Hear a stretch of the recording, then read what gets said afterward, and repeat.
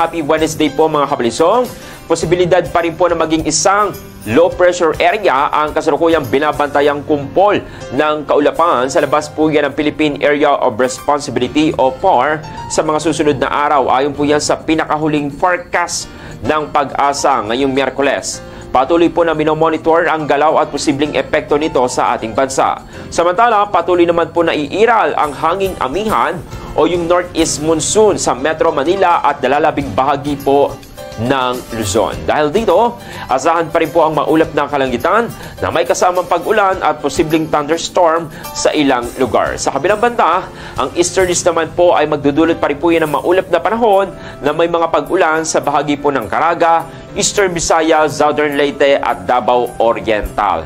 Pinapayuhan rin po ang publiko na maging handa at mag-ingat sa posibleng mga pag-ulan at pagbaha, lalo na po yan sa mga lugar na apektado ng mga nabanggit na kondisyon sa panahon.